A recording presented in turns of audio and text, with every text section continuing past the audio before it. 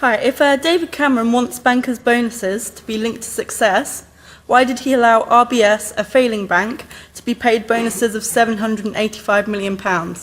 Well, I just don't think that these people learn, do they? Because it's just obscene. I mean, this is a bank where the losses doubled this year, but the bonus has doubled. It looks completely and utterly wrong. It's a bank with 2 million losses this year. And this is on the same day when public sector pay has been frozen across the country. So the people who are going to...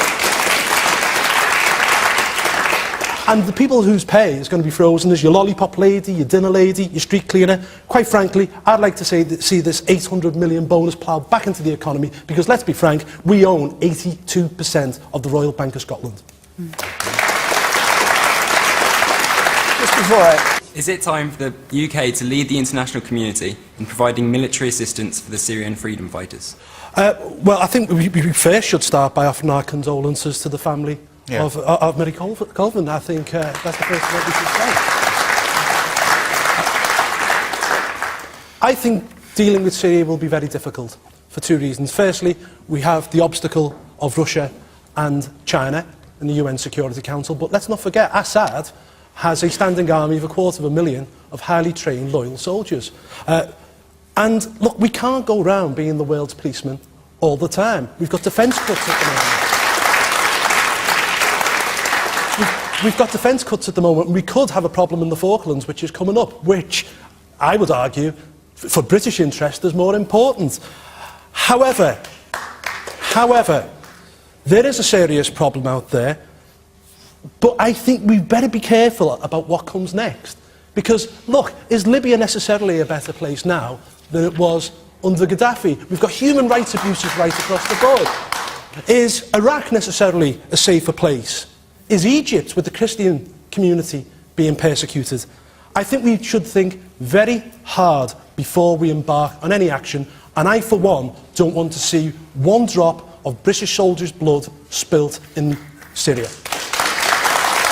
There is more than one group that is standing up to Assad, but anybody but Assad should get our help. If we don't want to spill British blood or European blood or whatever, okay, let's go in and give them arms. They have several times, just as they did in Libya, they have asked us to go in.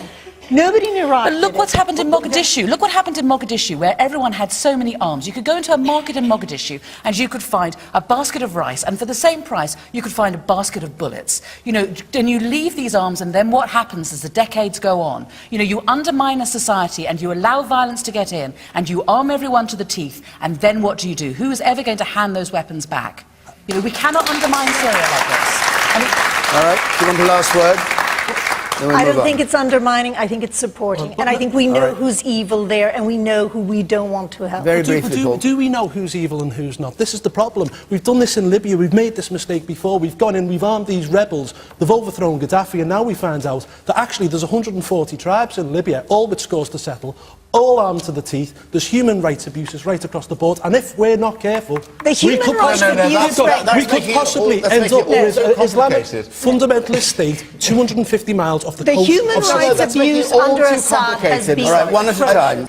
I'd like to know what you think about, do unpaid work placements for unemployed 16 to 24-year-olds help them into the workplace, or are they just a modern form of slavery? Slavery or a help into the workplace. These are the people who've been working for Tesco's, for instance, and other big companies on no pay for 8 weeks. They just get their benefits.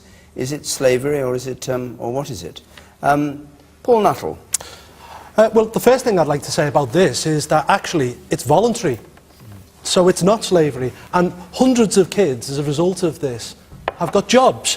We've got 22% youth unemployment in this country. We're bringing up a generation of kids who actually don't know what it means to go out to work and probably stay at home and play on their Xbox all day. I think it's a fantastic opportunity. I used to work with youth unemployment, and I think it's an opportunity for them to be punctual, to be reliable, to learn work skills, and then to go on and go into full-time unemployment. Because what we've really got to do is to get our own workforce back working again. And the hotel which I'm staying in London at the moment, I couldn't believe that the staff, all of the waitresses, one was Congolese, one was Latvian, one was Polish, and one was Estonian. We need to get our own young people back into work, and I think that this is a good move in that direction.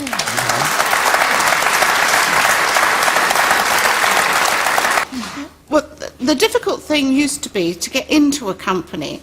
Once you got your foot in the door, you worked your way up. And it might have been a very greasy pole, but somehow or other you managed to do that. And I think that anything that's going to help young people to get that first step, which is the difficult bit when they don't already have any experience, the situation may not be ideal, but at least it could be a start in getting into the workplace. Absolutely.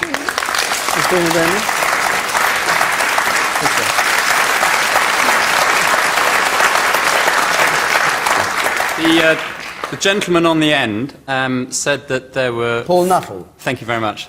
Said that there were 4 non-UK people in the hotel where you were staying. Yeah. Why do you think there were no English people that were in those positions? In my experience, they work a lot harder, they work longer hours, they want to be there, and they're a lot more grateful for it. And across my business interests, I employ over 200 people. Yeah, no, you're absolutely right, and this is why this scheme is so important, because we do seem to have lost that work ethic in this country, and this is an opportunity to actually instill that work ethic. You know, it all boils down to this in the end.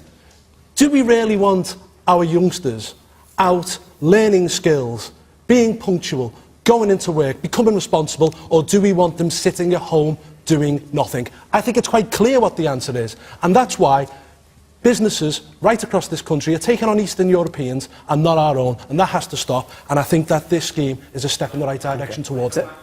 Yes. Can I come back on that Yes, one? come back on it The briefly. reverse is also true, to answer this lady's question. Christina O'Donnell, Christina, thank you so you're much. referring to now. It's all right.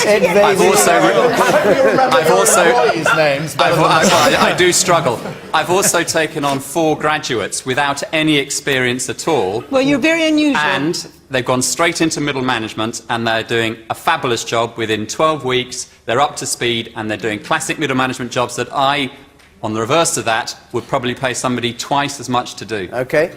We should celebrate the fact that businesses are prepared to come to the table and help with this work experience scheme and support them in doing so, rather than vilify them for doing so and accuse them of engaging in modern-day slavery. Okay. But would we all like this scheme to be rolled out, not just to big business, but to small business as well? Let's get our young people back into work. Okay.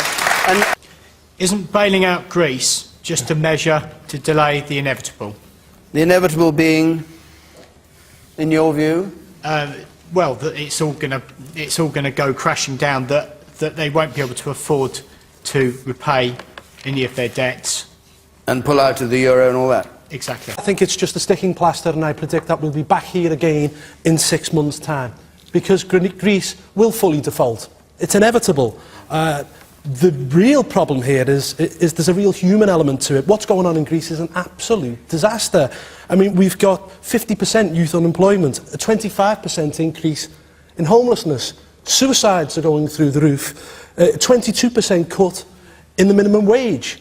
The people are out on the streets, the people are angry. You've had a democratically elected Prime Minister removed by the European Commission, and they put a Eurocrat, an unelected Eurocrat, in his place. It's not on. The people are out. Imagine in this country, for example, if our democratically elected Prime Minister was removed, and heaven forbid, we were given Peter Mandelson or even Neil Kinnock. You would be out on the streets, and unfortunately at the moment, in Greece, I fear when I say this, but I genuinely feel that the cradle of civilization, Greece, is heading towards revolution. But what Greece needs to do is to come out of the Eurozone altogether, leave the euro, go back onto the drachma, devalue, set our own exchange rates, get our exports moving, because if we were good Europeans, that's what we'd want, and that's what we'd do. The woman in the fourth row there. Yes. Why does it have to get to this stage when they're almost at rock bottom before we suddenly put our hands up in the air and say, right, we need to step in and need to be doing something? It's the same with anything, isn't it, in this life?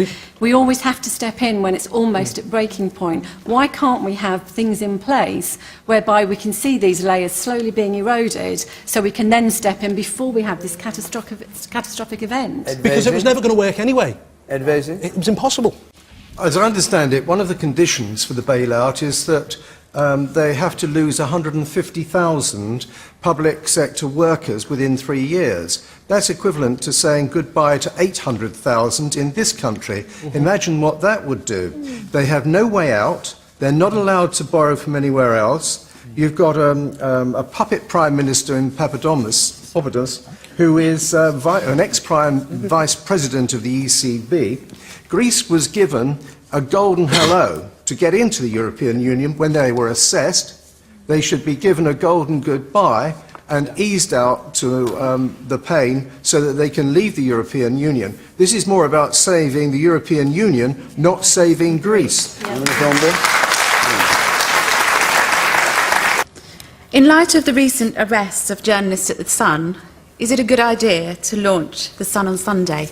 Well, I'll just say good luck to him in that sense, because, quite frankly, there are 1 million less people at the moment buying a newspaper on a Sunday, and I think it's important that people keep up to date with current affairs and buy newspapers. However, as a Liverpudlian and as a survivor of the Hillsborough disaster, I don't buy The Sun 6 days a week, and I certainly won't be buying The Sun on the 7th day of the week either.